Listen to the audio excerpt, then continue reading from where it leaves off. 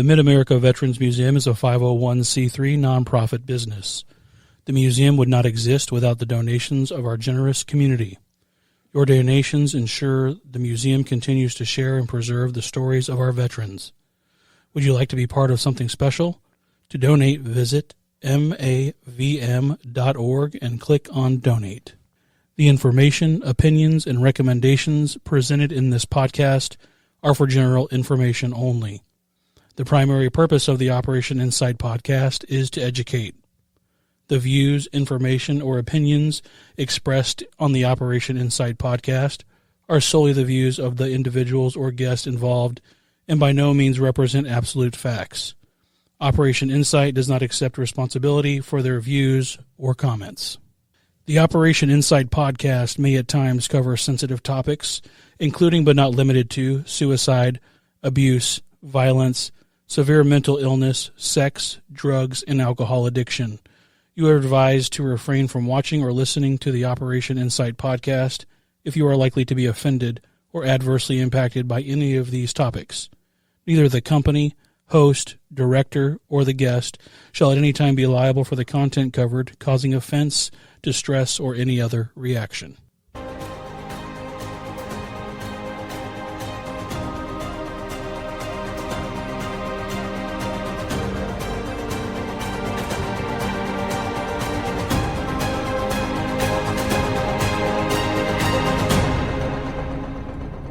Welcome to the Operation Insight podcast from the Mid-America Veterans Museum with your host, Jason Galvin, and co-host, Sergeant Ethan Gross. Welcome, family, to Operation Insight. We have an exciting episode tonight. We have our first Coastie that Jason and I are speaking to, KJ Park. KJ, thank you for being here. Hi, thank you for having me. And this is exciting for me because I don't know KJ extremely well, but I know KJ well enough to say this. She has a very impactful story.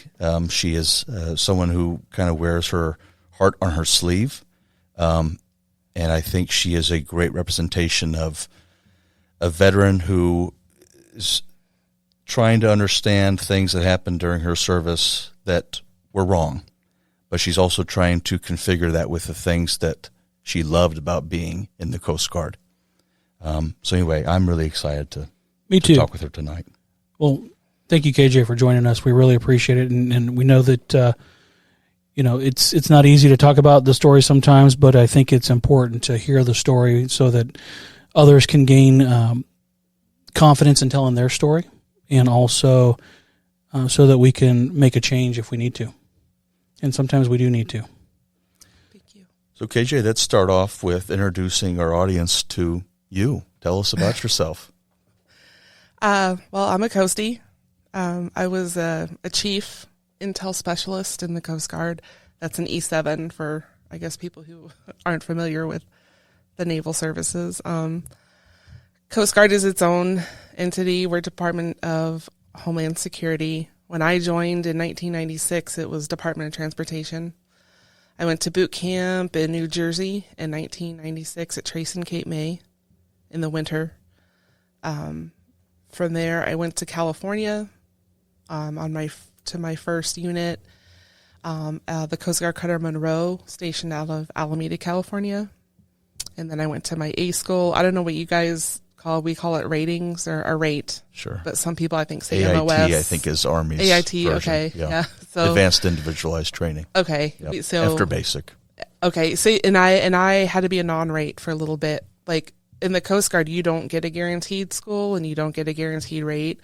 So there's like time and grade that you have to spend as a non-rate or a seaman before you can get on the list for school. So I was a seaman probably for a few months.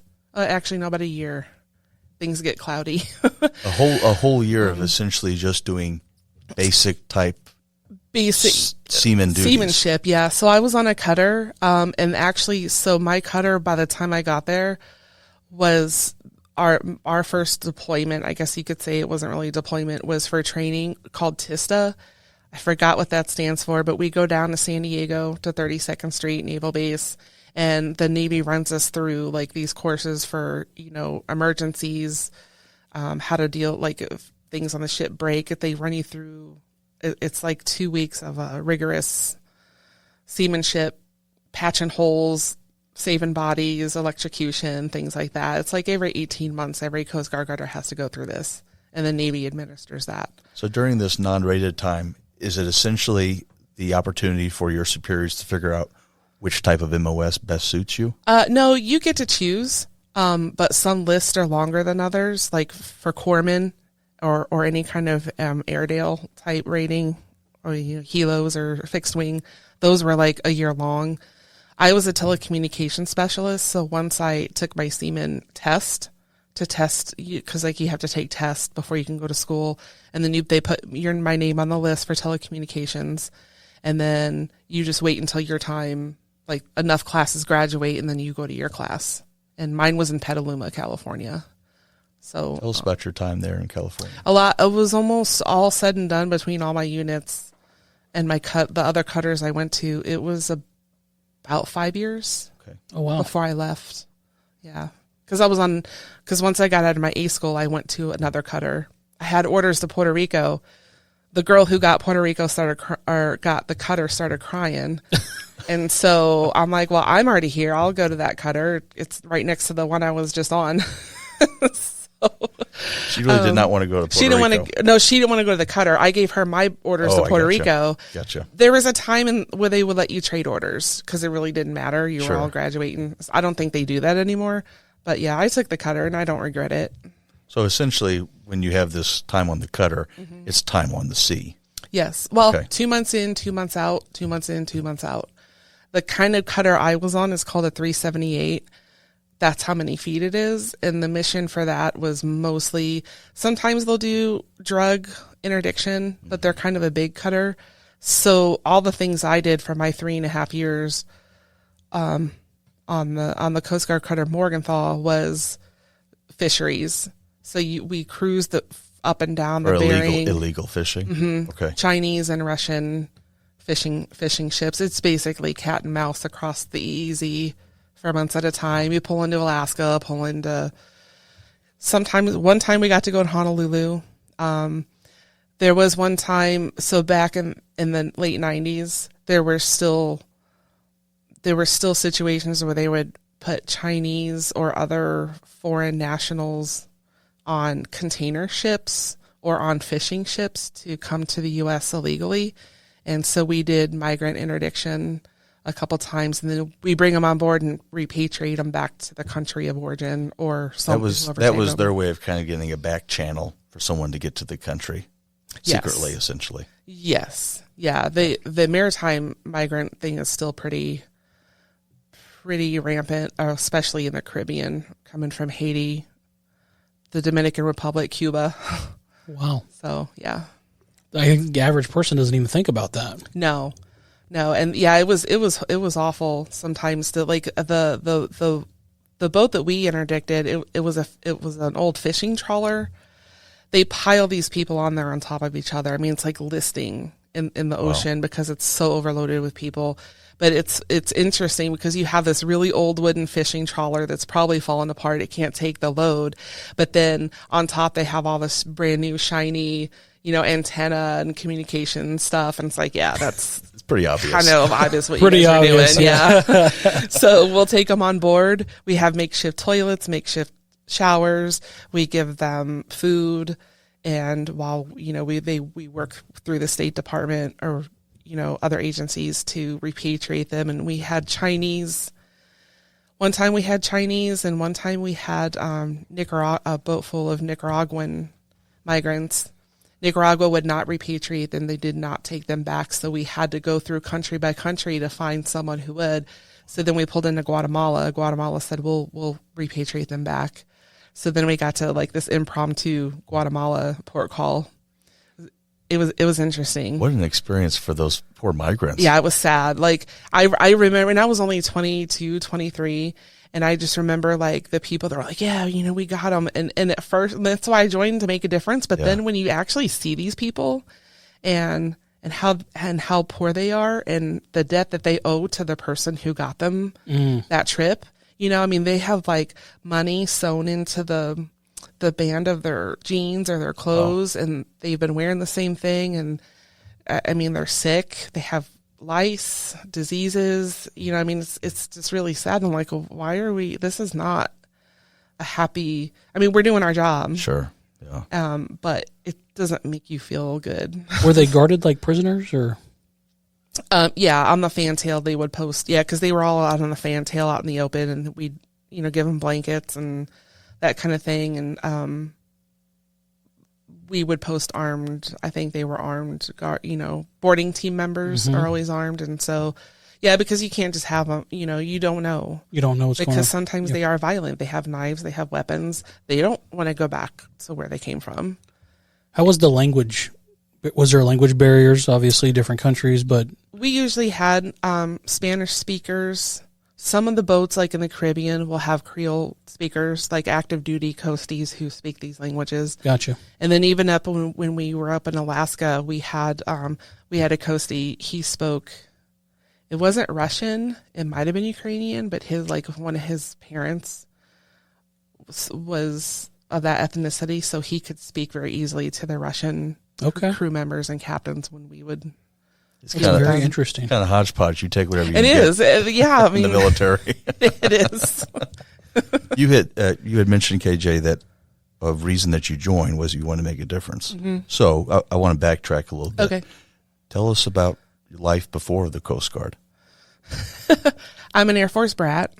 I'm half Air Force brat, half St. Louisan. Because my parents got divorced when I was young, but my dad was in the Air Force, and then my stepmom was in the Air Force.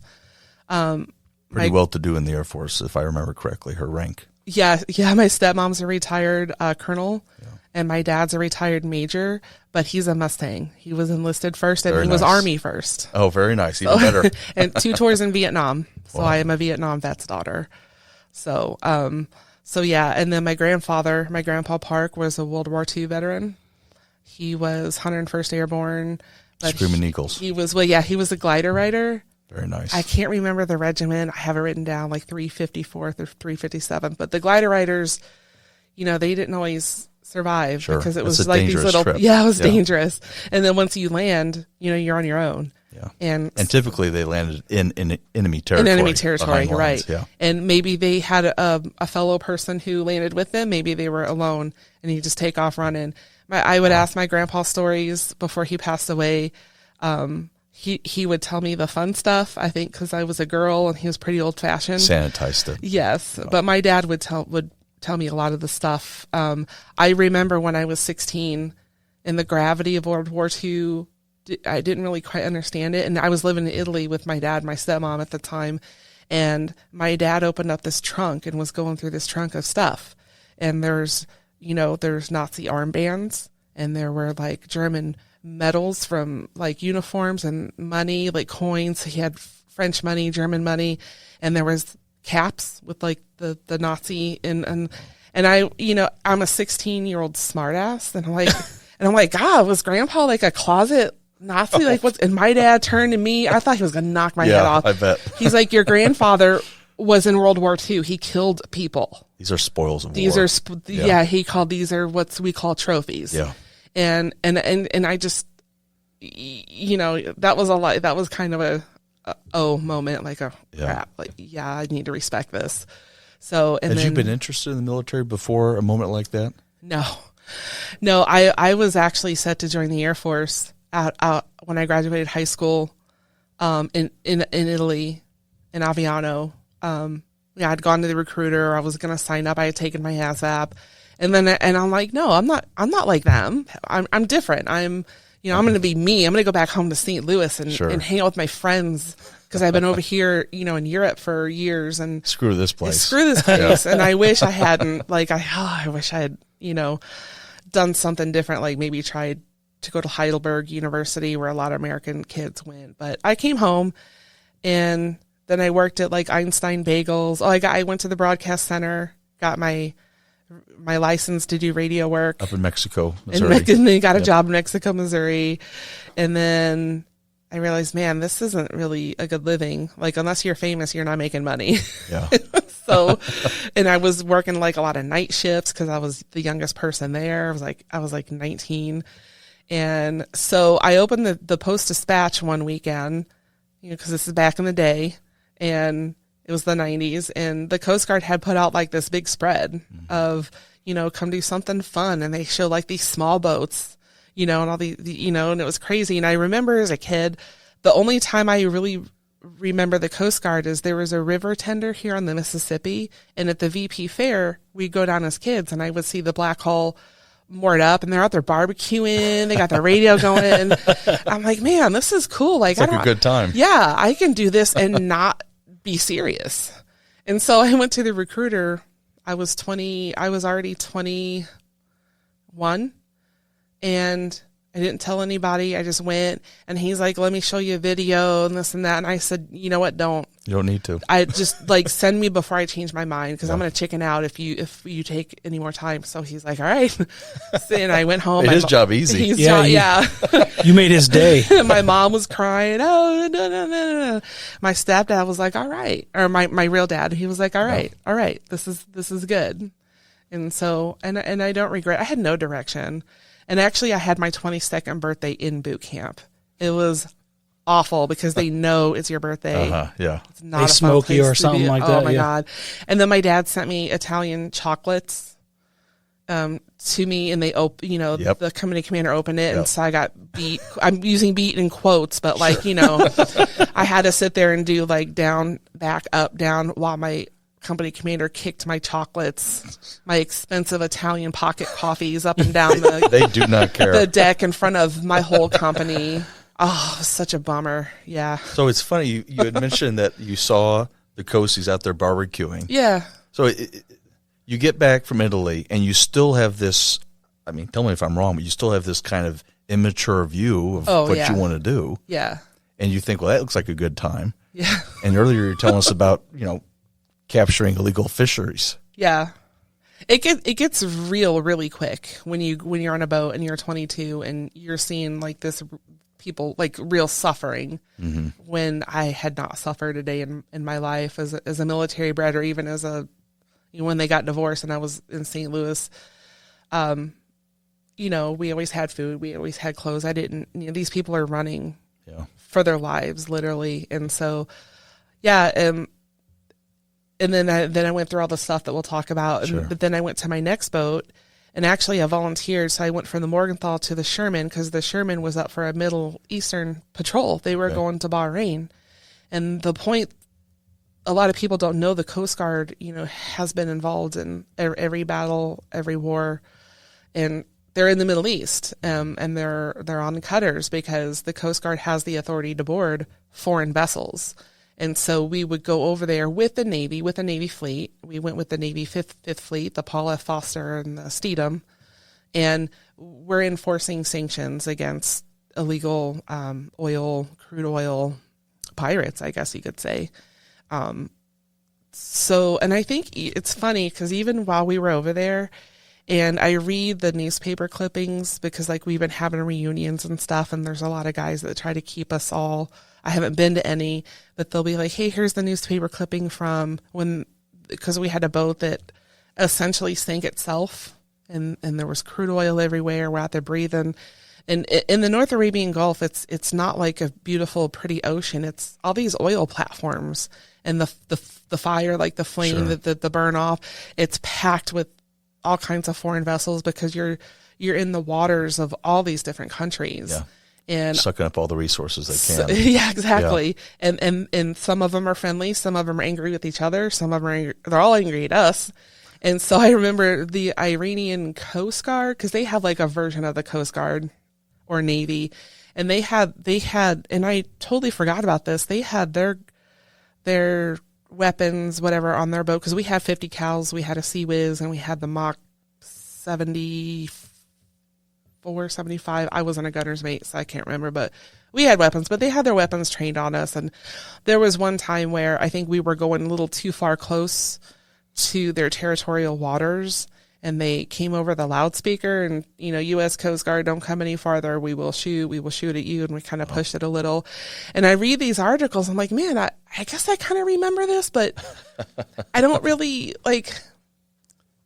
it didn't make an impact. The gravity on still was not making. I was 23, and the gravity of it hits me now like I volunteered for a lot of stupid shit. I was over there, like the time, like one of the Navy vessels they forgot to bring enough crypto for one of the months. Like they didn't have, and so we had to bring top secret crypto canisters that were like on these tapes, and it's 2-person integrity. So me and my shipmate Chris volunteered, and I'm like, well, yeah, that's an all-male crew. I'll go over there.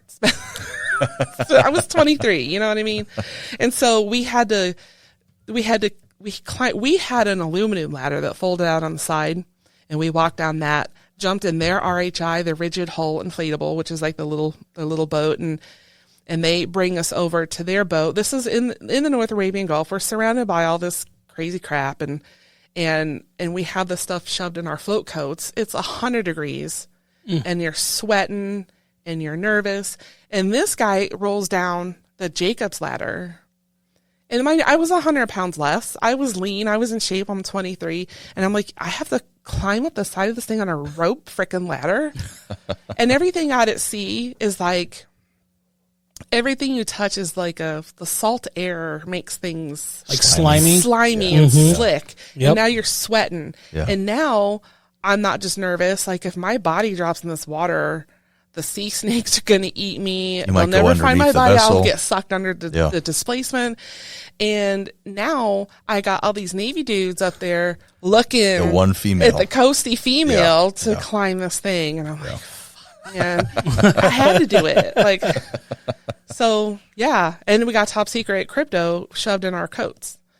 So, and I wonder if that's the standard for OPSEC. It was probably the most physically and going down was worse because your feet are slipping on those cheap plastic rungs, and then it's a rope, and it was, but I did it, and then I was like, oh, that was fun after it's over, but you don't really think about the consequences of that kind of thing. And I remember going there, we had to go around the Straits of Hormuz, and we were like dogging the doors because they're talking about they're going to shoot at us, there's pirates, they're going to try to get us. And I'm like, what? That's like pirates are in Disney movies. Yeah, that's not a real thing, and it is a real thing.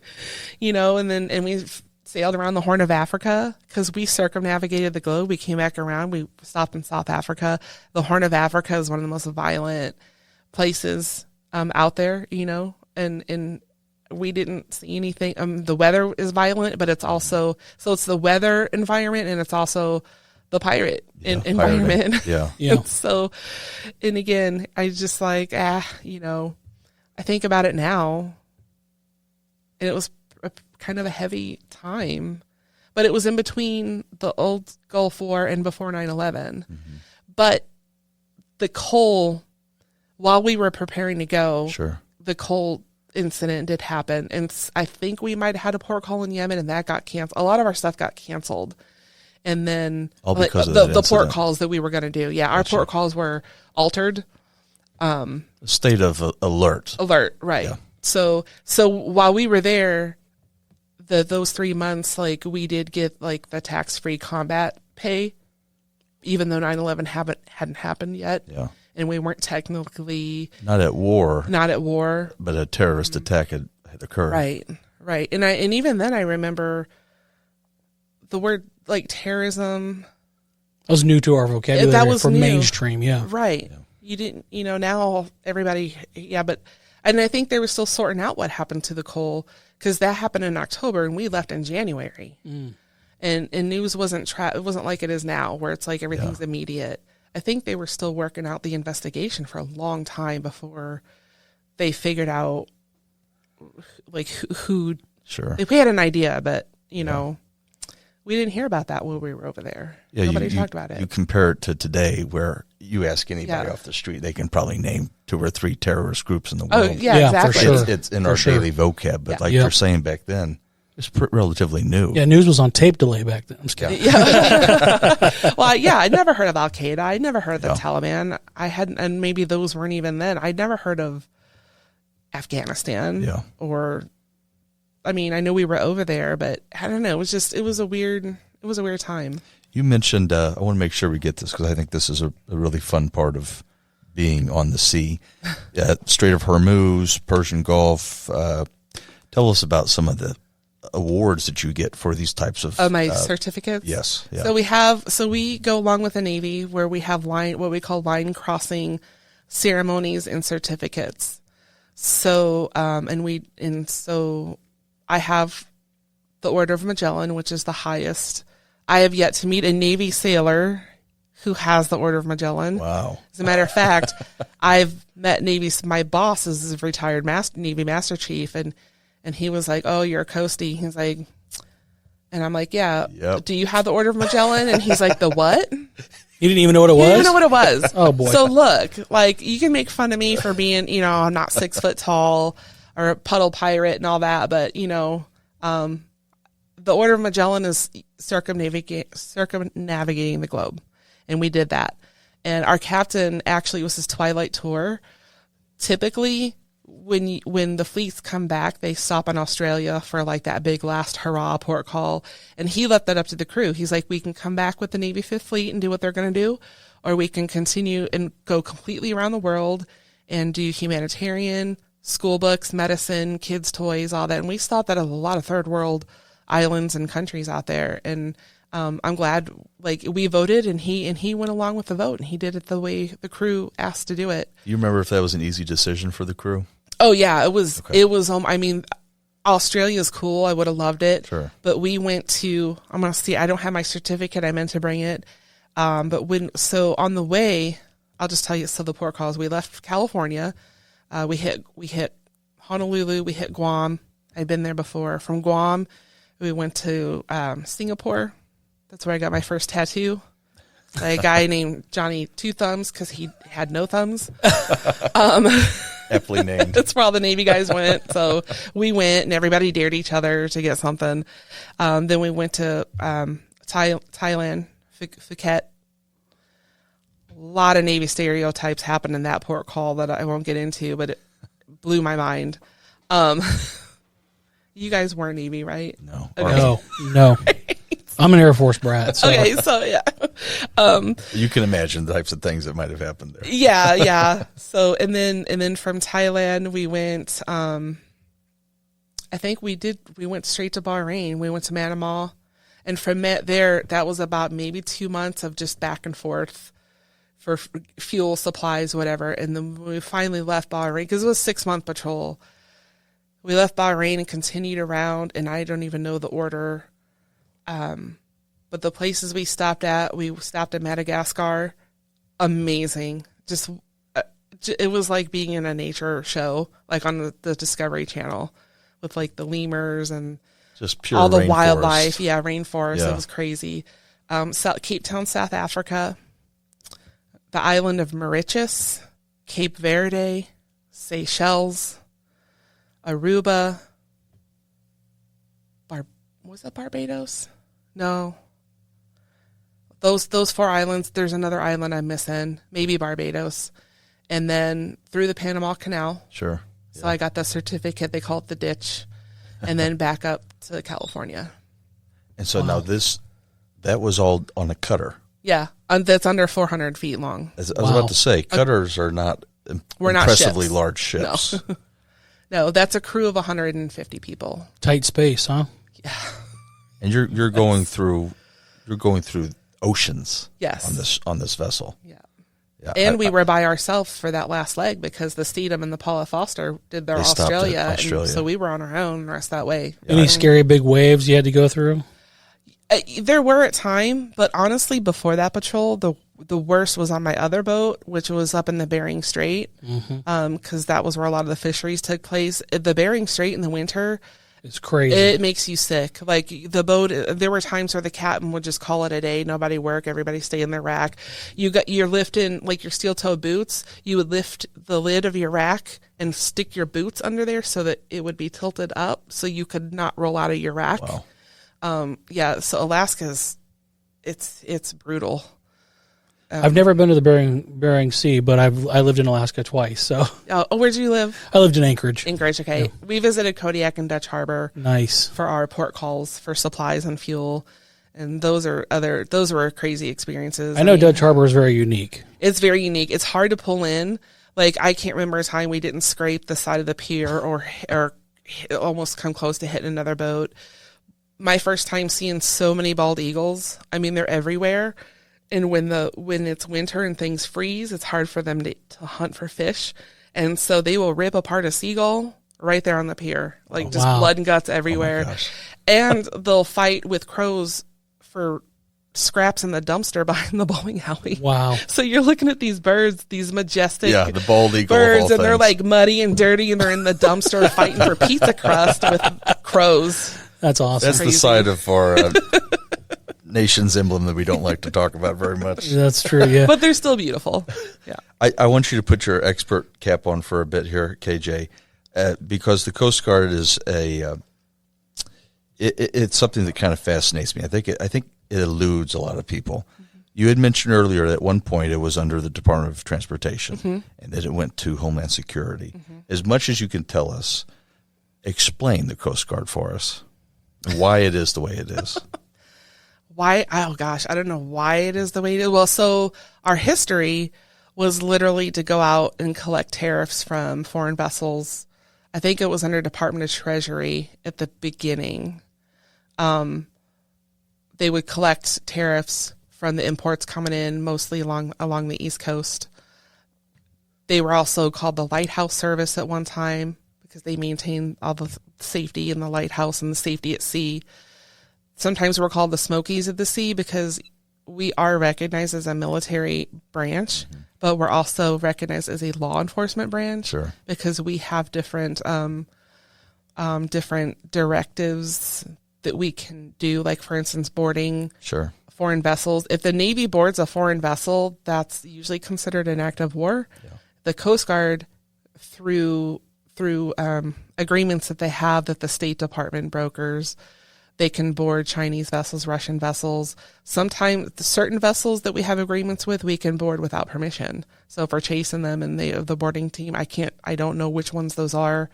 It gets complicated. But, it bothered some Coastie boarding teams that I knew when you see all these big cocaine busts. And it's like, oh, the Navy ship this and that did this cocaine bust. Likely, this is my experience in the Coast Guard, likely they had a Coast Guard boarding team, sure, probably 3 to 4 members, who were on that Navy vessel. Or even the Dutch have a lot of Navy vessels, and the Dutch would also do cocaine or drug interdictions with the U.S., and we would send our teams over there. So a lot of people don't realize that the authority we have is different.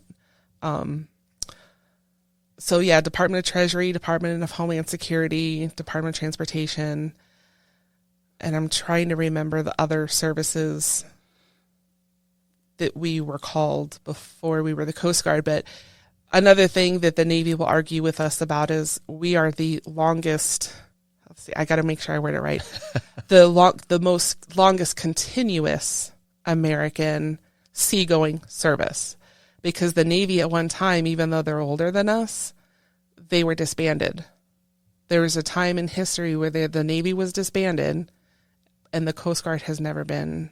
We evolved into different agencies, but I wonder if that was maybe Civil War or so. I don't know what that could have been. That it was period. It was strange. I didn't even know that. They were disbanded. Well, it's a bragging point. That's what it is. Yeah, for sure. Yeah. So it's like, hey, we were still a necessity. Yeah. And at one time, you guys didn't cut us. Didn't cut us. So it sounds like, and this is just spitballing, that the Coast Guard reiterates what they're doing so that they can have different authority levels. Yeah. Homeland Security, Transportation. It just gives them the ability to do what they need to do. Yes. Yeah. Yeah. And I remind my dad, because my dad, when he talks about Vietnam, he talks about the river rats and all those Navy guys. I'm like, Dad, some of those were Coasties. Sure. Yeah. And he's like, oh yeah, that's right. But I don't think it gets through to him because he still calls them Navy. And they were, but there were Coasties out there on those rivers too, because a lot, especially like mechanics that help keep the ships serviced and things like those river tenders and everything like that. I'm going to go on to Google after this and see. I think Apocalypse Now. Are those Coasties? Oh, I haven't seen that movie in so long. I'm I've going to seen check it. Google later and see if those are coasties and not actually sailors. A lot of the popular movie episodes, or whatever you want to call it, is the guys that jump out of the helicopters to rescue the sea rescues. Yeah. The cutters don't get any glory. You know what I mean? Right. And the rumor is that Popeye was actually a Coastie. The rumor is. So you can fact check me on that. But a Chester, Illinois native, by the way. No, St. Louis has a Coast Guard base. Yes. So when you joined, did you realize, I'll just show my ignorance here, and I think a lot of people feel this way. When you hear Coast Guard, you think they're going to be on the coast of the United States. Correct. And that's it. Yeah. That's why they call us puddle jumpers, or they say you have to be 6 feet tall to join the Coast Guard because you guys never go to blue water. So, yeah, but we're on the rivers. I mean, we're on the rivers. Sure. We're on the Great Lakes. I spent time as a Coastie and as a civilian on Lake Michigan, in Milwaukee and Chicago. I mean, just the coastline of Lake Michigan alone, I can't remember, is like the entirety of one side of our country, one seaboard. Wow. The amount of traffic that comes up the St. Louis, we have Coast Guard all along the St. Lawrence because, you know, commerce comes through there, all through all the lakes, from Duluth to the East Coast. And some of the waters in the Great Lakes, I think Michigan might be one of the. It's crazy. It can be really tumultuous. Yeah. Yeah, it's just like a sea almost. Yeah, it is. I mean, the weather out there is nuts. Yeah. And it can freeze over in the winter. And then you have, we have a lot of safety, like we do safety boardings and inspections because there's a lot of foreign vessels. People don't realize there's a lot of foreigners that run the vessels that come up the river into the lakes. And they have a huge problem, that you can have an oil spill or how they ballast their water is a big problem in the Great Lakes. And that means, so when they take on seawater to balance their fuel tanks, when they expend fuel, they're supposed to let go of that ballast before they get to certain points, and especially before the St. Lawrence. And they don't do that. They don't follow the regulations, and then they release all this foreign ballast, and that's why you have those zebra mussels and all those things like this. The sturgeon. We're getting invasive species. Yeah, and all these invasive species that take over Lake Michigan, and I mean it's hard to control. I didn't even think about that. Yeah, there's a lot of regulatory stuff. The Coast Guard regulated, like especially in Chicago, like all these party yachts where people would rent out their yachts. And man, I never got it right, but like they'll rent out their yachts in the place called the Playpen right in downtown Chicago, and they have parties and they tie up all their boats together and they drink and they, party. And there's a certain way that when you advertise to rent a boat, it's like renting a car kind of, but then they tell people what they can and can't do. And so it's actually illegal so they're making a lot of illegal money off of renting out their yachts for parties and stuff like that. But I don't understand all that regulation and never really got into it. But yeah, so I mean, and then you got search and rescue because people get drunk on the lake and then they fall in, they swim and whatever. It's a lot of safety stuff on the lake. They got their hands in all kinds of stuff then. Yeah. So 5 years, was that the majority of your time in California? At one time. At one time. At one time. Yeah. So from California, when I got back from Bahrain, I went to Southwest Harbor, Maine, which was probably my favorite. It was a little Coast Guard base at the end of a lobster pier in Southwest Harbor, Maine, which is about 3 hours north of Portland. So it's it's called Down East Maine. It was right next to a place called Mount Desert Island. Actually, it was on Mount Desert Island, and there's a park there. Oh God, what's the name of the park? But there's like Cadillac Mountain. There's like this huge mountain they grow up, and it's a lot of little islands. Yeah. And that was lobster fisheries and search and rescue. I sat there and answered the Mayday calls. They did not like the Coast Guard up there. because you have generations of lobster fishermen doing it the way they've always done it. Doing it the way they've always done it. Kind of stay out of our business kind of stuff. Yeah, because we're checking, females and berries and size and, size. Yeah, that's a big thing. Yep. And so they didn't like us. And I mean, and then they were always feuding with the Canadian lobstermen because they would set their traps and then it would drift over the water border. Sure. And then they would, I mean, I listened to a call one day where the Mainers were like, "Hey, Coast Guard, you might want to come up and bring your weapons. We're about to go to war. We're about to kill us some Canucks." Oh, but it's generations. It's gold. Lobster is gold. Yeah. That's their livelihood. Yeah. Now, did you eat lobster? Oh, all the time. Lobster roll? You had a good lobster roll? I would eat straight up. They had what they call lobster pots. Like some of them right off the side of the road. They would bring in lobsters and keep them in these big, like wells with the seaweed and seawater. And you pick out the one you want and they toss it in the boiler. And there were picnic tables. Wow. Oh, so fresh. Fresh. Fried clams. Oh, I love fried clams. But you got to get it without the bellies because they eat the bellies up there. So if you say I want fried clams without the bellies, then they know you're not from Maine. Like I get out of Maine. But yeah. And I remember another call, like I listened to, it would have been a Mayday call. Like this guy's ship was sinking. His fishing trawler was sinking. And they were talking back and forth on the emergency channel, which is 16, where they would usually say, "Mayday, Mayday, we need help." And my supervisor's on the floor, and she's like, "Nope, not yet. They didn't say Mayday. They didn't ask for help." And his buddy, he like radios his buddy, and he's like, "Yeah, we're about to go down. Hey, can you come over here and get me?" to his buddy. And then you hear them talking, and he's like, "Yeah, we're all right. We're almost done. I'm going to put the dog in the water. He's going to call him. He'll swim over to you." He puts his dog in the water. His friend comes and picks him up, and we did not answer and I'm sweating because I'm like, I feel like I should say something. His life's in your hands. His life, yeah. And he was as calm as could be. So casual. And his buddy was even like another guy. He's like, "We gonna call the Coast Guard? They're right there." And he's like, Coast Guard, And then my boss, he didn't even want a free ride. He did not want. And then we're like, take your chatter off of the emergency channel and go to channel 22 or 24 But she's like, "They didn't ask for help." Hey, gotta ask for help.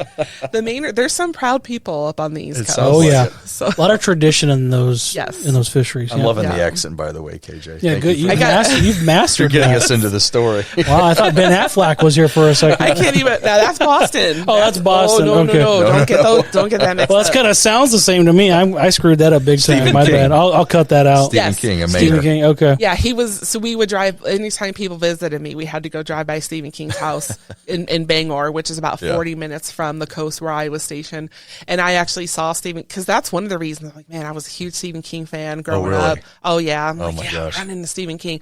I was there for almost 3 years, never saw the guy. The week that I'm checking out to get stationed down to Virginia Beach, I'm with my friend at the Borders bookstore in Bangor, because that was like the only where you got your books and your CDs, because we still had CDs.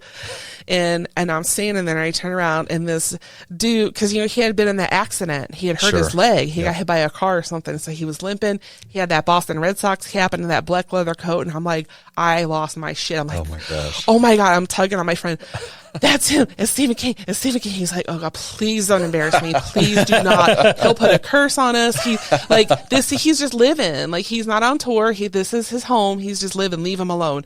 And so I followed him around Borders, and there was like the upstairs where the music was, and I guess he had ordered some CDs, and like the kid working there is like, "Oh hey, hey, yeah, man." No recognition. Yeah, he knew. I think he knew him. Oh, okay. Because he went in there all the time to get to he's order just stuff like any other person. Yeah, the kid to him was like, hey, I got this, and I'm like, that's, oh my God, like I wanted to go up so bad, and I missed my opportunity, but as he turned to walk, I act like I was in line behind him. There you go. Like his jacket kind of brushed my arm a little bit, and I'm like, oh God, I touched Stephen King.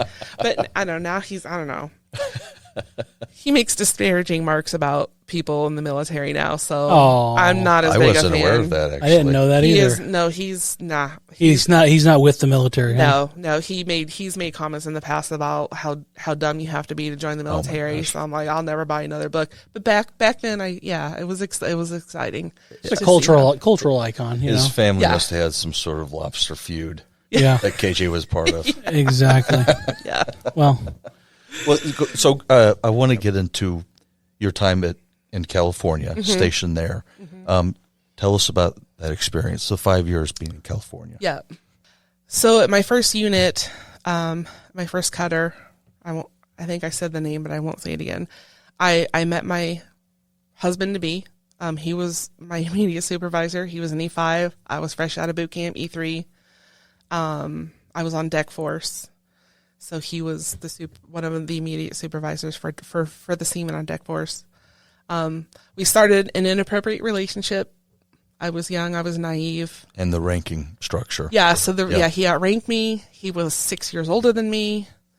He flirted with me and I fell for it. You know, There's a power dynamic there. Yeah, there was. Yeah. And so he had told me he was divorced, you know, cause he was quite a bit older than me, 6 years. I knew he was divorced. He had 2 kids. He was not divorced. He had never signed the papers. I didn't find that out till we got in trouble. Very early in that relationship, I got pregnant. So they moved me off the ship. And that was when our big supervisor, our warrant officer, pulled me aside and said, you know that he's still married. I did not know. I started crying. They sent me off the boat to ISC Alameda, which was the big base there where all the 4 cutters were attached to. And so I worked at the gym, folding towels, you know, wiping down equipment, whatever, checking ID cards. And I had a warrant officer there that I worked for who actually probably saved my career because I miscarried. I miscarried my baby 3 months in. At my first ultrasound is when they found out and they told me there was no heartbeat. So we weren't married at the time. I didn't find out till later. So we got married very soon after that. Come to find out, our command, because they could meddle in your life a lot more back then than I think they do now. They had told him, you made this mistake. You know, that was the beginning of her career. You're an E5, you knew better. So you either marry her and make this right, or we're going to give you this very severe punishment. I don't know what the punishment was. I didn't hear about this till afterwards. So he came to me. He's like, yeah, well, you know, we'll still get married. I love you, blah, blah, blah, blah, blah. And it was nothing but resentment from that moment on, because I lost the baby, but we're already on our way to getting married. And so we still got married. And your command, it sounds like, you know, looking back now, it seems ignorant, but it seems like they were trying to do right by you with that decision. I think that decision was probably the only decision made out of goodwill that ever occurred in that whole chain of event of things. That command there, I think it was a legitimate try. They were trying to make it honest. They just didn't know and better. Fix it. It was very old fashioned, right? Everything that happened after that was my next command. So we moved into base housing in Novato, California, which was an old Air Force base housing. And he was still on the boat. He eventually went to a place called Station Golden Gate, which was on the San Francisco side. Sure. And I stayed at Alameda. I went to my school, and that was really when things just got weird.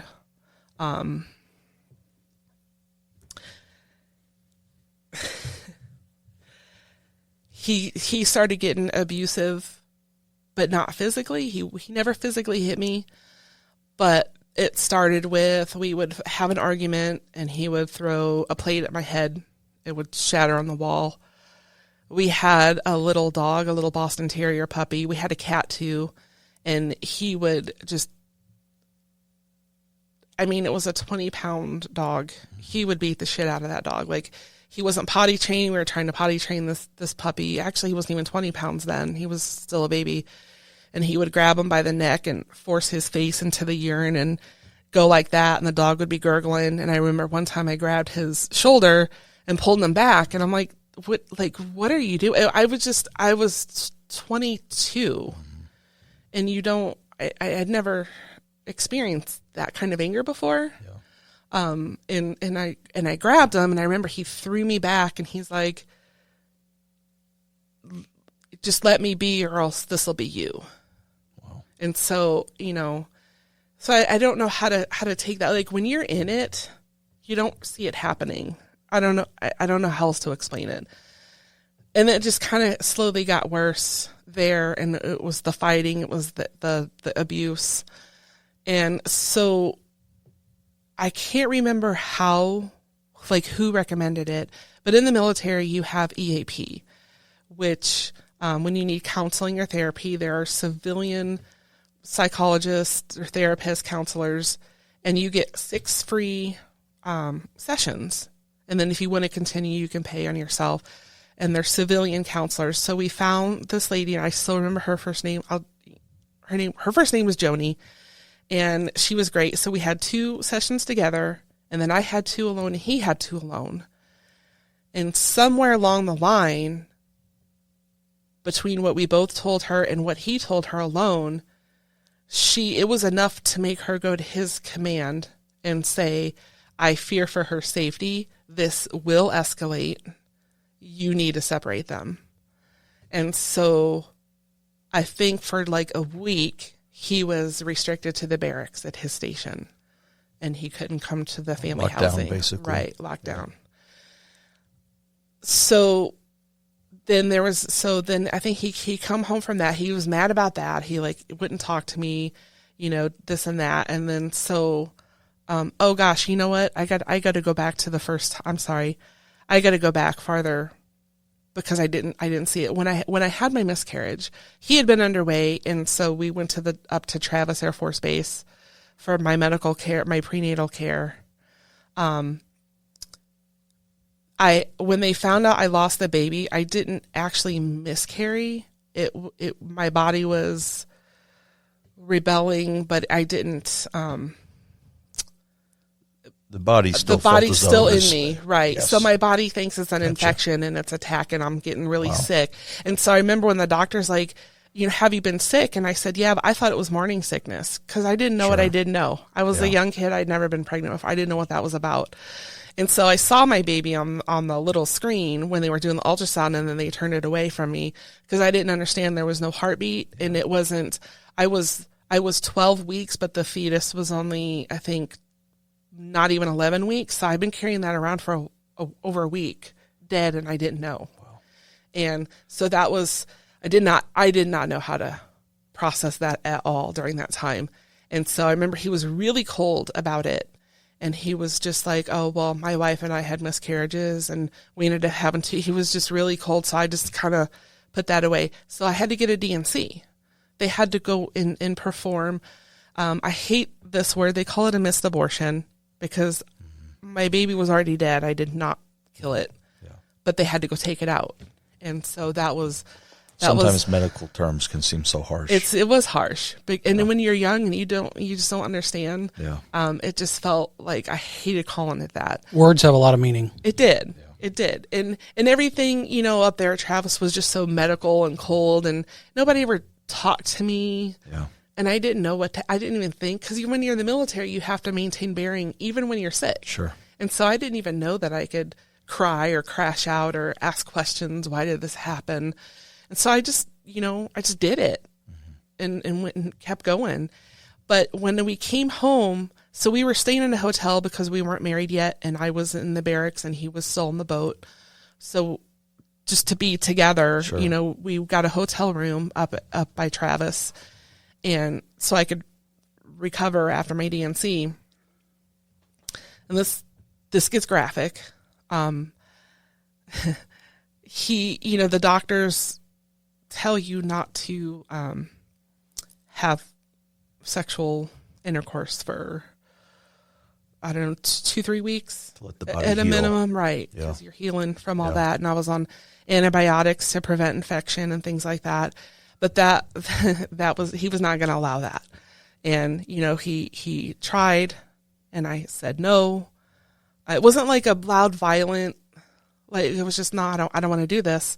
And then he would play on my emotions and say things like, well, if you won't give this to me, I'll go find someone who will. And when you're a young girl who's about to marry this man that you almost had as baby, you want him to love you. Yeah. So you do what you feel like you got to do to keep him. Because we just gone through all this crap. I'm not going to lose him now. Thought I loved him. So so that night I woke up. I was bleeding all over the bed. Oh God, I had searing hot pain through my stomach, my pelvis. And it was like 3:00 in the morning. And I'm like, I got to go back to the emergency room. I couldn't even stand up. And I remember he was so mad. He was so angry. He's like, you can't wait. And I'm like, do you not see the blood on the sheets? Like everywhere. My clothes were soaked. I was doubled over. I couldn't breathe. I didn't understand what was happening to me. I was scared. And I remember he picked up a can of Coke and he's like, God damn it, why do you have to do this now? And threw it at me. And I like rolled over on the bed and I'm like, what the fuck is going on? Like I didn't understand, but it was like I had done something wrong.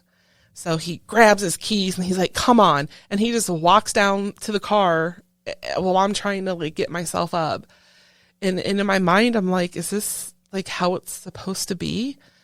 But I didn't have time to worry about that because I was in pain and, I was scared. And so we go to the hospital. The on-call doctors or whatever did a quick like exam on me. He insisted on staying in the room. And I'm like, well, he's going to be my husband. He's seen everything anyway, I guess, and he sat in the corner. He would not wait outside.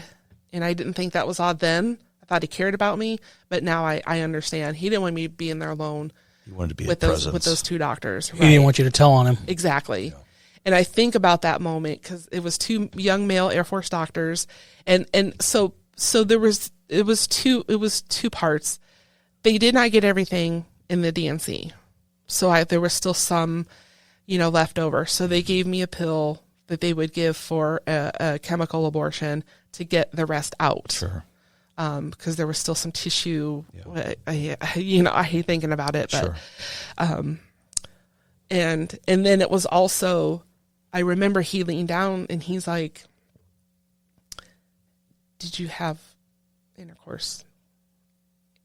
And I looked at him and I looked at my future husband sitting over there and I was like, no. I knew I kind of knew there was something going on and I don't know why I lied, but I don't know. It was just that pressure. Like, I think I have to lie here. And so I lied and I said no. And looking back, I remember his face. I know he didn't believe me. And I know he tried. Did he ask in a way like a whisper? Yeah, it was like he leaned close to my head when he was giving me like a prescription for another antibiotic. He's trying to give you the opportunity to say it quietly back. And I was like, no, we didn't. I didn't do that. And there was also like that little kid part of me that like I was going to get in trouble. Sure. Because I did something I wasn't supposed to do. And so I told him no. And he, I don't think he believed me, but what else could he do? Sure. And so that was probably a moment that I had that I didn't take. But I was scared of Sean by then. Even though he hadn't hit me, I knew I was starting to become fearful of him and his anger. Like, he was just angry all the time and everything was always my fault, for it. And so, so then after that situation, after the DNC and after that hospital visit, he did say, he's like, now remember, Seaman Park, no sexual activity for at least 2 weeks, preferably 3, but just don't, like, you're sick and you have an infection now because of, and I said, okay. And he said it loud. I know Sean heard that was about 2 days that he accepted that. And then it was, you're going to be my wife. This is your duty. This is your duty to me. And I you just kind of succumb to it because I didn't know what else to do. I had nowhere to go. I had no family. I had no support. This person was the only one I had at the, where I was at that moment in time. And we got married within, I think, 2 weeks of that anyway. So, and so that's how a lot of times went, like the fighting. But I know that I had an infection that second time, but I had acquiesced because I'm like, if I just let him do it, he'll leave me alone. If I just let him do it, maybe tomorrow it'll be enough and he won't ask me again for a while. And I remember I didn't bleed or have the pain that I did that first time, but I did have like heat in my pelvis and it hurt to pee. And I think it was just because of the activity was just too much. But I was so embarrassed and so ashamed that I never went back to the hospital. I just kind of took some Tylenol. I finished out the medicine that I had and just went on with life because you're in the military. You gotta go to work. You gotta put on your uniform and get Carry through on. it. Right. Yeah. So you stuff it all down. Not because I'm tough and I just shoved down my feelings. It's because I didn't know what else to do. Sure. And so I didn't know how to process any of that. So I just went on. I did tell friends along the way, like shipmates that I had that live there in housing, people that I would carpool with to work. I was telling I had a couple girlfriends, one girlfriend who I still love to this day. But young people in military housing have their own problems. Sure. Like you try to help each other, but everybody's struggling to figure their shit out. So, I told people and they were sympathetic, but I still wasn't looking at myself as a victim because you can't believe that you're really a victim. And he never laid a hand on me. It fit like beating me. Sure. And that'll come into play later with my command. So we would fight. And so fast forward, we get to counseling. He stays that week. This is like 6 months to a year within this very short marriage that lasted about 2 years maybe a year and a half before I filed for divorce. The counselor tells, I fear for her safety. You got to separate them. Oh yeah. So friggin' 1 week in the barracks, big whoop. And then when he comes back, he's mad. Yeah. So by this time I'm at my A school in Petaluma for my rate. And, so I'm going to school every day. And something happened and I broke down crying. I was in the hallway. I was late to class. I woke up late and I was just, and one of my instructors saw me and she asked me what was wrong. And I just blurted it out. I'm like, he was restricted and he's mad. He was threatening to kill me. Like he would verbally tell me things like with the dog, like, back off or I'll do the same thing to you, or it would be so easy for me to kill you and it would be days before anybody would find your body. I mean, he was just such an asshole and I believed him. I was scared. And so I told my supervisor or one of my teachers, and she led me to one of the senior teachers, and he was a male. He was a really nice guy, very empathetic, and he told me to go to the Navy chaplain. He's like, you can we'll assign like for the less important classes. Like I was one of the best typists in my class, so I didn't have to go to that class, so I could go talk to the Navy chaplain. Mm-hmm. I went to the Navy chaplain twice there on base. And when I tell you, like when I look back and I didn't know how to protect myself, I remember this Navy chaplain telling me that it's God's will for a wife to submit to her husband, and that maybe if I was more compliant, he wouldn't be so angry with me. And so what am I supposed to do when the Navy chaplain is telling me that I'm supposed to be more compliant? The person that was recommended who should have the answers. Right. Yeah. And so I'm sitting there yet again, like my mind is blown. I'm like, okay, you start to believe what these people in positions are higher than you tell you. And I'm like, maybe I am making a big deal out of this. Maybe I should be nicer to him and he'll be a good husband. And like you had said earlier, it seems like you had, and it's understandable. You wanted to be a good service member. Yeah. You wanted to listen to your superiors. You wanted to listen and obey orders. I wanted to redeem myself from that first mistake that I made. Sure. I didn't want to be a problem person, and I'm a good sailor. I'm a good coastie. I can follow direction. Right. Yeah, exactly right. And by then I think I was an E4 when I graduated school. But so yeah, I went back to the Navy chaplain the second time, and I'm just like, I can't, like, I just quit going. They never asked me about it. School was over. My mom had come to visit me for my graduation, and that was when I finally got the nerve. Oh, because the girl who got the boat, the cutter, and I got Puerto Rico, sure. And I'm like, I'll take the cutter. I know Puerto Rico's far away, but if I'm on a cutter, I'm like really far away. And so, but then there's the stress of, he's going to beat my pets. Are they going to be dead when I get back? Like, you worry about, they're not just pets. And that's so your family. That's my family. Yeah. And so even though I did go file for divorce, cause he said he wouldn't do it. He's like, you'll have to leave me. You'll have to do this. I'm not going to be 28 years old and have 2 divorces under my belt. And, tough luck, man. Tough luck. Right. And I'm like, well, I'm 23 now, 24, and I'm going to have a divorce under my belt. But there was another different aspect, and I'm going to say it, but I don't mean this for all people. He was Mormon.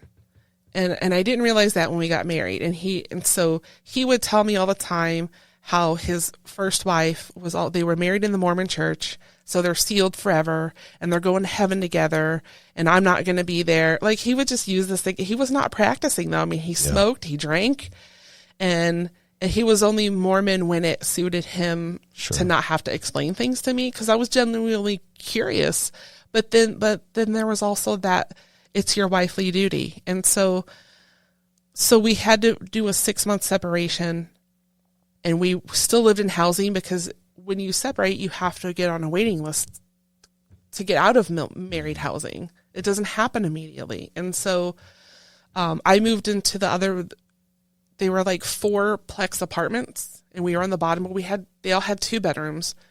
I don't think the bedroom doors locked, because I think that was a safety thing from the families, with kids and stuff like that. So I think they were just like normal doorknobs. But there was a bed in the second bedroom, and I started sleeping in there.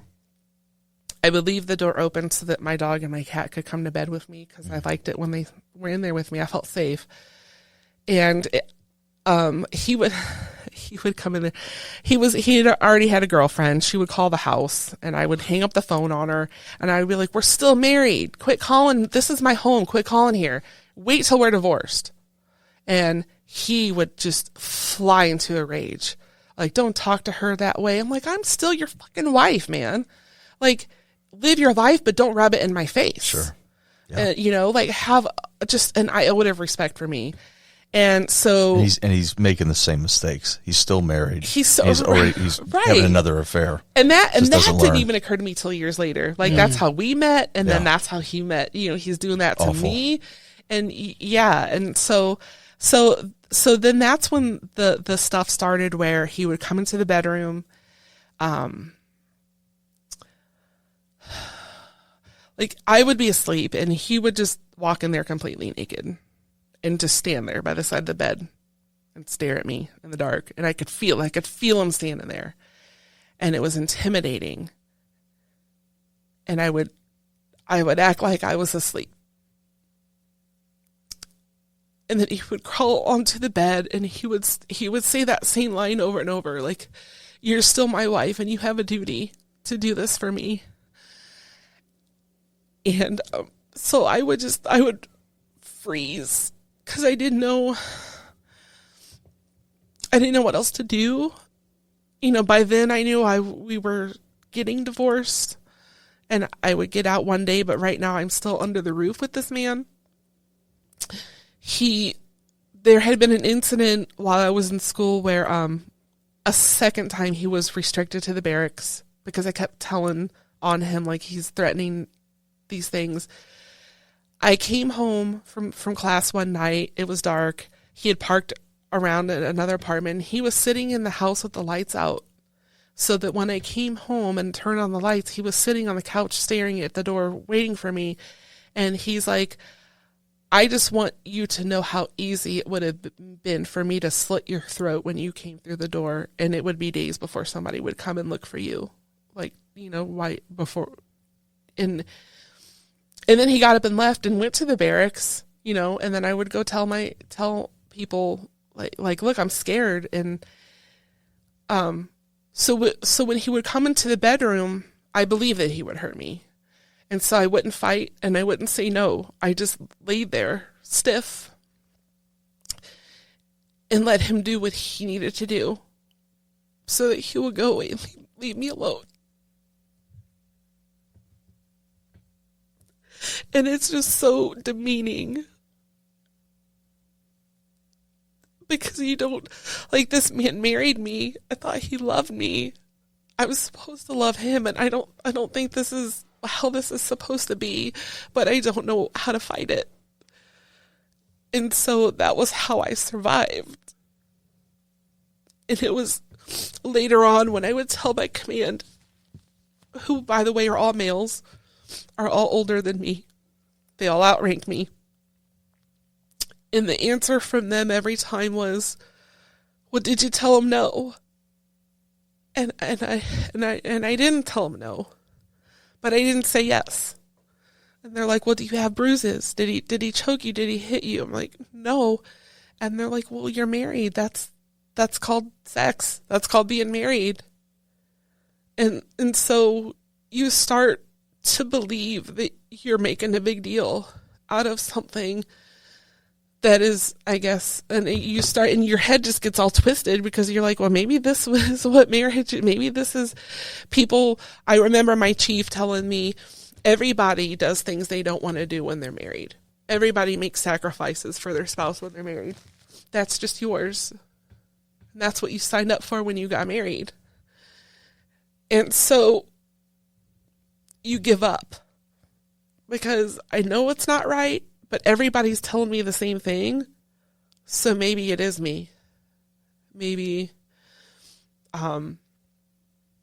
it is my fault. Maybe it is. I'm just making too big of a deal because it's not like when I think of the word rape, I think what you see in the movies. Like it's a violent, physical struggle, you know, clawing, fighting, no screaming. And that's not what this was.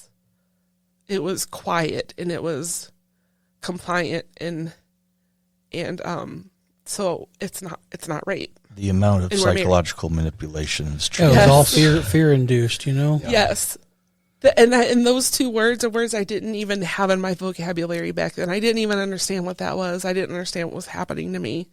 And so, because everybody made excuses for him and it got worse. Like I remember like after one of those times and you know, and it's the mental, like how can this man crawl on top of me and I lay here and I don't participate and I even cry, like I even have tears and I sob and he's okay with that. And then he finishes and then he goes to bed and sleeps like a baby. Like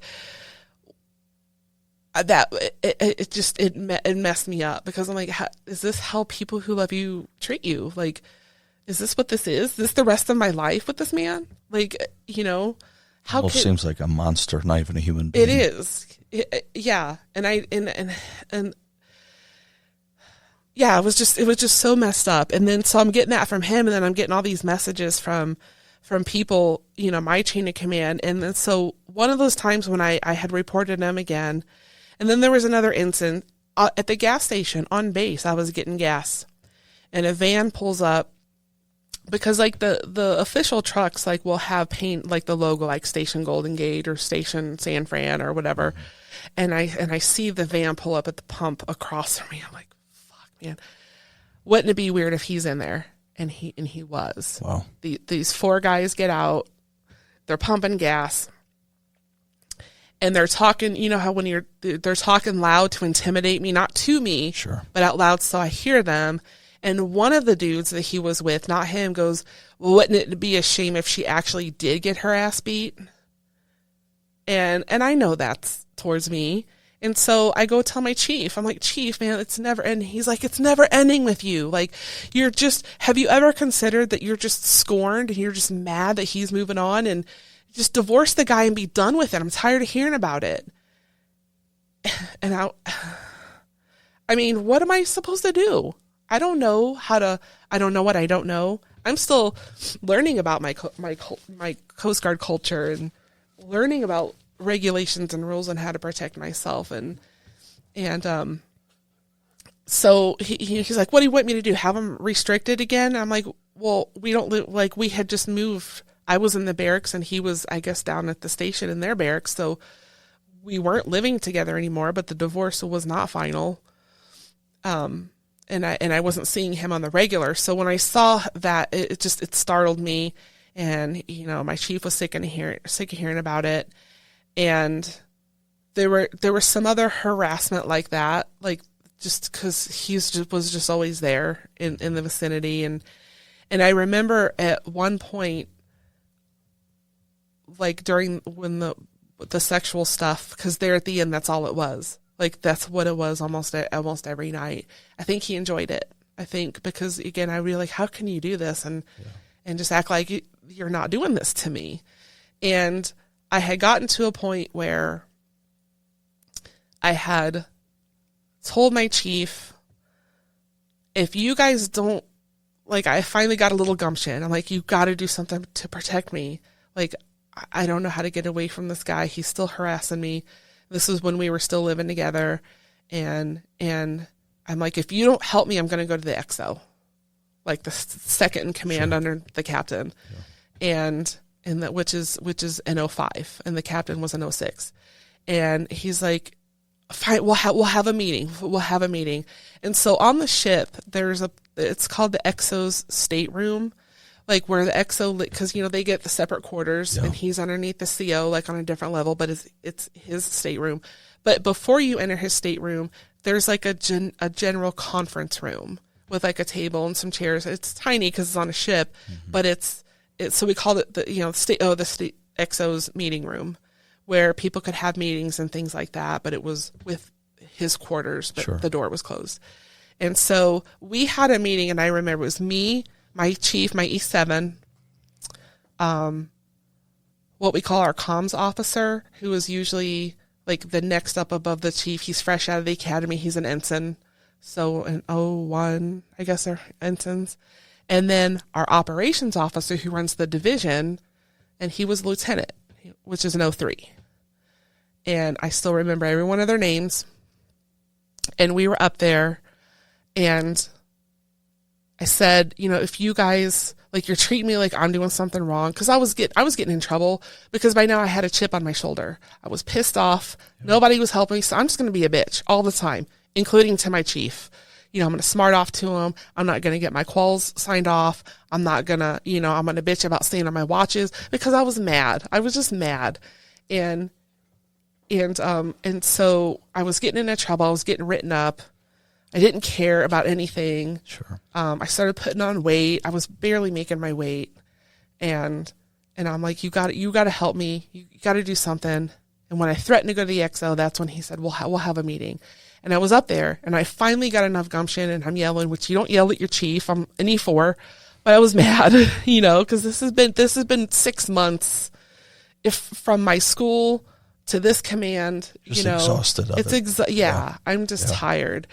And I'm smarting off to him, and he lunges at me across that little round meeting table. He goes and he grabs I was wearing my, like, our, what we call utility zip up jacket that we wear over our, our regular daily uniform. And he grabs that. And so the ensign, this dude was like a tank. Like, he was like 6'3". He was huge. He worked out, and he reached out and grabbed my chief. And this guy's fresh out of the academy, this young officer. and grabs him by his jacket and puts him back in his seat without saying a word. And then my ops officer was like, this meeting's over. We're obviously not going to get anywhere. Everybody's, on fire. It's tension. We'll convene this later. Well, it never reconvened. We got underway and life went on, and it was forgotten about. Yeah. And so, but I just remember that little act of that ensign sticking up for me, was probably a glimmer of hope. It was a glimmer of hope. Yeah. It was just he was always nice to me after that, but you can't fraternize, but he was just always kind, because he had heard the story up in that meeting room, and everybody knew the story anyway, because I got to a point, it's not like I'm one of these people where, hey, I was a victim 30 years ago and I never said anything. I told my shipmates, I told my chain of command, and there was another time where his deputy, his XO from Station Golden Gate, so we're talking in 04, 05, and I'm in E4. He calls me down, like my chief comes to me and says, the XO Station Golden Gate, where my husband was, wants to talk to you. He'd like to have a meeting with you. And I'm thinking, okay, maybe he wants to hear my side of the story. So I take the work van and I go down to Station Golden Gate, and I go to the XO's office that afternoon. This guy, again, power dynamics, status, age, male. I'm in there by myself with nobody else, and he shuts the door, and he's like, why do you keep dragging your husband's name through the mud? And I'm shocked. I don't know what to say.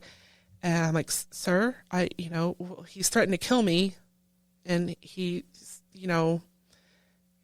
sexually assaulted me. And I mean, he keeps harassing me. He's like, look, Miss Park, I'm going to tell you right now, if it comes down to it, we're going to protect his career over yours. I swear, he said that to my face. How do I fight that? How do I answer that? What do I say to that?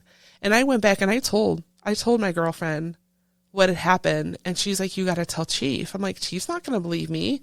Chief just lunged at me a couple days ago and grabbed my uniform. Like, almost no one's in your corner. Nobody's in my corner. Yeah.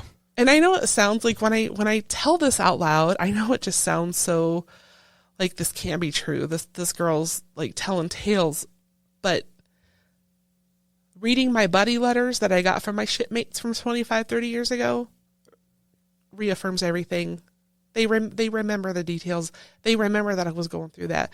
They remember my friend Michelle, when I asked her, because, and that, I guess we'll get into that later. I had a hysterectomy, a VA service-connected hysterectomy 2-3 years ago now.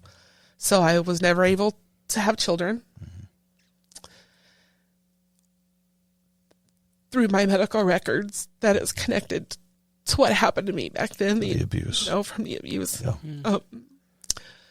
So I'll never be a mother. I was never able to have kids. I never knew that through my 20s and 30s that was now, what my outcome would be. Yeah, a reality for you. Right. Yeah. And so, so submitting my VA claims for all that, you start reliving all this. And so, all the EAP counseling records, because I did get a hold of that counselor. She didn't. She kind of remembered, and she's like, "Honey, it's been 30 years. You know how many military couples I've counseled for this thing for the past 30 years?" And because I remembered her dog, I'm like, "You had a dog named Buddy, golden retriever. He would come into the sessions." She's like, "Yeah, no, you're right. That you were here." Wow. But in the state of California, after 7 years, we get to destroy all our records.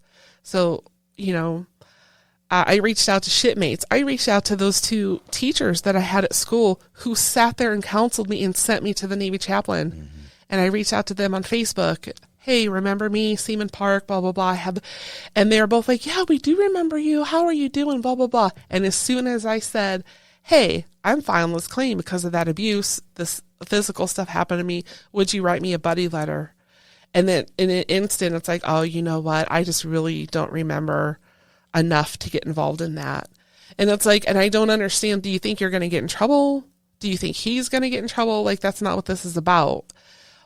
But on the flip side, I had several shipmates who immediately were like, I knew this day would come.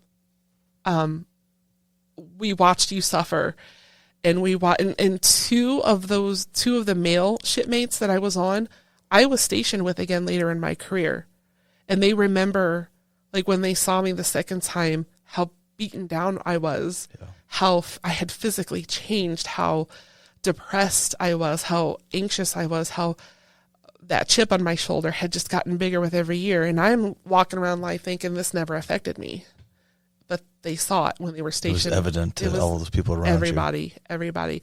And my girlfriend, when she texted me, we hadn't talked in years, but it's one of those things where you're always a shipmate. I always love you. Sure. We don't have to talk every day, but we know we love each other. Yeah. And she wrote me, she's like, I sent your letter in for your claim. And she goes, and I just want to tell you, like, I wanted to help you so bad back then, and I didn't know how to help you. She was a year younger than me. She was married. Her and her husband had their own problems. Yeah. And she's like, I didn't know how to help you, but I watched you go through this, and I watched how they treated you. And she's like, and I heard them talking, like I would hear our supervisors talking to other chiefs in the chief's mess, and they would complain about you and they would make fun of you. And she's like, you're not crazy. You're not crazy. This happened, and we all saw it happen. And she actually apologized, and she said, I'm so sorry. And I'm like, it's not your fault. There's nothing you could have done. I did everything right. I told people, I went to counseling, You tried to fight for yourself. I tried to fight for myself, and there's nothing you could have done. Yeah. And I it hurts my heart that she feels bad, that she watched me, and that my other shipmates were like, yeah, we knew what was going on by what you told us, and because your chief blabbed your business all around the damn ship. Wow. Like, people talked about my situation, and they called me crazy. And, her husband's not doing this to her. She's just pissed off, or this and that. And so, I mean, it was just, when you have all these men and they outrank you, time in grade, time in service, and that has impacted every relationship I've had since then. Like, I've tried, reliving this with my hysterectomy, because I get mad. I get mad. I could have had kids. Had I never met this man, my life would have been different. And my service failed me. Everybody in my chain of command failed me. And, I ran into that lieutenant, our ops officer, who was in that room at headquarters 7 years later. I was a chief now, and he was only at that point, I think, 04 as far as he went. I guess he had problems in his career, and I saw him at headquarters, and he stopped me, and he's like, "Hey, chief, wow, congratulations!" And he's talking to me like we're all buddies. Wow. Yeah. And that was I had a physical reaction. My face got hot. My hands got numb and tingly. It took you back to that time. It did, and it really took me off guard. I was so caught off guard just seeing his face. And then seeing him act like we're cool, right? We're totally buddies and friends. Yeah. How's it been? Blah, blah, blah. And then so 2 years ago, when I was going through my hysterectomy, there was a lot of talk about stuff.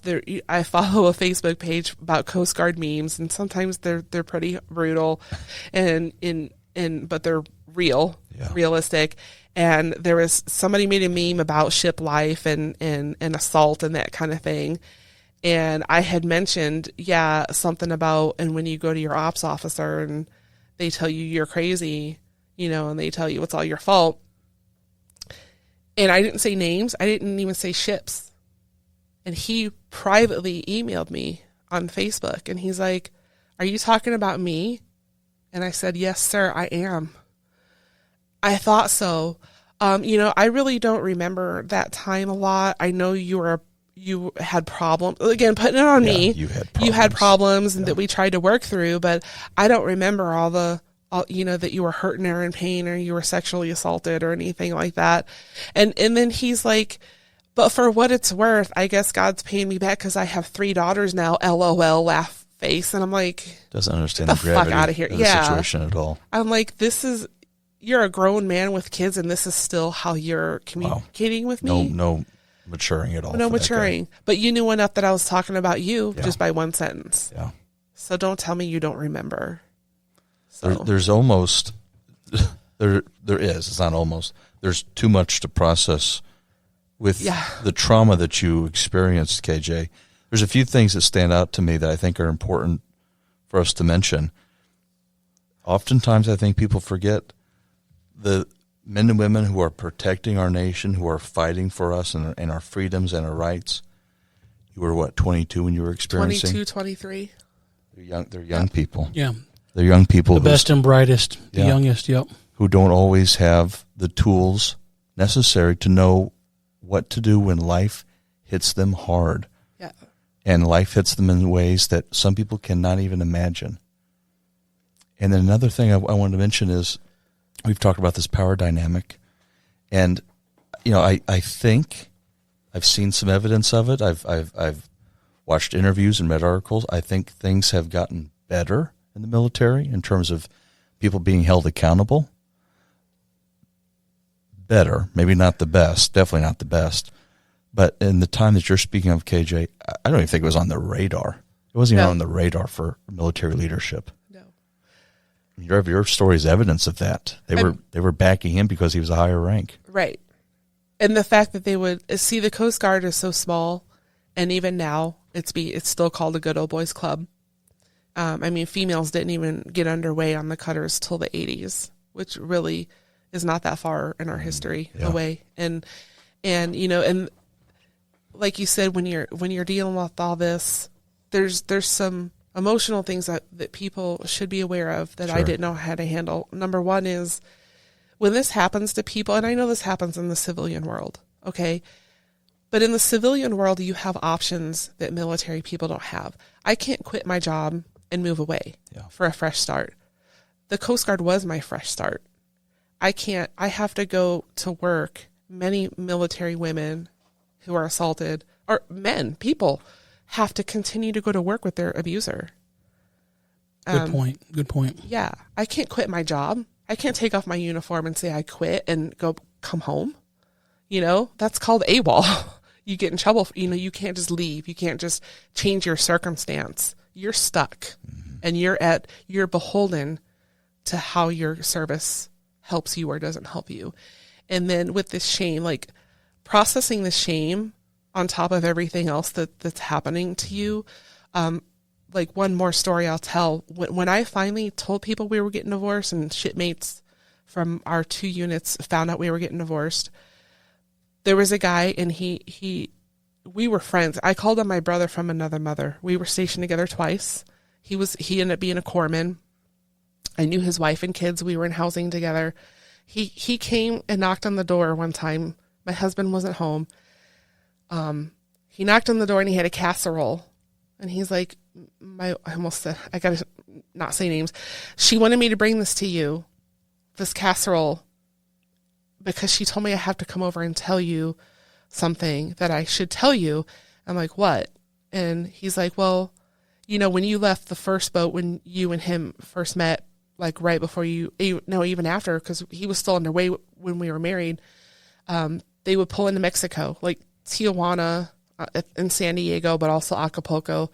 And he's like, I watched him go to the whorehouses in Mexico. I watched him go. Other people were with him. It's a common thing for sailors to do. And he's like, as a corpsman who works at the clinic, I recommend that you go get tested. You need to protect yourself and go get tested. Do you understand how humiliating that is? Mm-hmm. To know that your husband, on top of everything else, possibly brought something home to you and didn't tell you, and you have an outsider coming to tell you you should go get tested, tell them to run everything, every panel. Now, thank you, God, I was safe. I was, I didn't have anything, and I did not submit to him after that because I was scared. But by then we were already packing and getting ready to go our separate ways, so it was a relief. But to go, that shame of going to the Coast Guard clinic where everybody knows your business. It's a tiny unit. And I have to walk in there and say, my husband has done this activity and I need to get tested. And I said that because I want, like, you feel like you have to tell them it's not me. Sure. I'm not some slut that's out there, not to slut shame, but I'm not, like, this is why I'm here and this is what I have to have done. It's embarrassing. It's humiliating, it's demeaning, and you're scared to death until you get those results back. And that is a whole nother mental thing that you work through. At that point, you probably felt like there were so many layers of dignity that he had stripped from you. Yes. You felt like, I need to at least say that this is not me. Yes. This is possibly him. He had done something that has affected me. I understand where you're coming from. Well, KJ, you know, I don't want to dishonor your story by saying, you know, tell us something that was good, because I don't think that honors your story, and I want to be very respectful and show the reverence that your story deserves. So I'm not going to do that. I don't want to hear a happy story to end on a good note. Well, unless you want, I'm willing to. Sure, okay. I don't want people to walk away with this thinking this was my whole career. I don't want people to walk away thinking that this is the only thing about me, who I am. I don't know what book it is, but it's like it starts off, it was the best of times, it was the worst of times. Sure. There's Tale that, of Two Cities. Yeah, I think there's a dichotomy that I think every military member has, where it was, had the worst experiences, I met the most evil people, but also I met the best people, I had the best experiences that I would not have had I joined the Coast Guard. And I can't say, in spite of working through this, that I wouldn't do it again. I can't say that, I don't know. I don't get to make that choice. But I had so many good experiences being out at sea, seeing things that nobody will ever get to see, seeing countries, going around the world. Sailing the world. Those 3 people who wrote my buddy letters, those are they're shipmates for life. Mm-hmm. Like Michelle, I'll say her name. Like she's the friend that if she calls me tomorrow and says I have to dig a hole out in the woods, no questions asked. Like I'm on the plane to Massachusetts. I'll bring the shovels. And I'll bring the shovels and we'll never talk about, like, those are the people I met in the Coast Guard too. Lifetime friends that I will love forever in a way that I don't, differently than I love my civilian friends that I grew up with here in St. Louis who don't understand that life. Mm-hmm. They never left St. Louis. It's a different love. It's a different brotherhood, sisterhood. And I'm glad I have that. Well, you actually kind of led into something I did want to say, and I'm glad you decided to tell us that. I think you are a shining light of the dichotomy of life. Absolutely. It's complicated. Life is so complicated. And the fact, KJ, that you're able to sit here with us tonight and say, I would do it again. I would take the bad for the good. I think really shows a tremendous amount about your character and who you are. Yeah. I know we don't know each other very well, but the moments I've gotten to spend with you, I am eternally grateful for. You're a very, very powerful person. And it's been an absolute honor and pleasure to be able to see you and speak with you again. Thank you. Thank you for giving me this platform. Absolutely. Before now, I only told my VA counselor and my dad, but not all the bits. I appreciate that you guys are the first place I got to tell this publicly. Yeah. And I want to remind people, and KJ, I hope you agree with me. If there are people out there who are listening to this, first of all, I'm honored that they're listening to us speak with you tonight, KJ, but also find help, find resources. And I'm not going to say it's always going to work. KJ's an example of she did the right things. She talked to the people she needed to talk to, and they still failed her. But take those opportunities to tell people what's going on and seek out help. 100%, Ethan. Thank you for saying that. It's very well said. And I mean, it's not lost on us that we're sitting in a place of brotherhood, of a museum where the stories are. And I'm just soaking this all in and digesting it. But KJ, thank you so much for your vulnerability, for your honesty, and there is somebody that's going to listen to this that needs to hear this. And we all need to hear it, because we all need to realize that there's changes that need to be made still, and people that need our help. And do not turn a blind eye to someone that's asking for help or tell them that it's their fault. But Ethan, I'm going to let you have this, I'm still digesting this. So I'm going to let you finish. Sure. I'm still digesting it as well. It's a really impactful story. And KJ, I'm really impressed by the way you tell the story. You say it with such conviction. So I'm repeating myself, but I'll just say it again. I think it's worth repeating. It's been an honor to hear your story and to speak with you and see you again. I've just been doing this podcast for just a few episodes with Jason, but in my time in the Army and my time being around veterans, I am always shocked. And even though I shouldn't be, I'm always shocked by just the sheer presence and persona of the veterans I meet with. Some of the toughest people in the world. Yeah. And KJ, you're in their ranks. Thank you. So thank you for your time, and thank you for sharing your story and being vulnerable, like Jason said, with us tonight. Thank you. KJ, is there any last words that you have? And you don't have to, but if you have any, we'll give you that space here before we sign off. No. Okay. Thank you. All righty. Well, family, that was a tremendous story, and thank you for staying with us. We're going to go ahead and sign off with the Operation Insight podcast at the Mid-America Veterans Museum.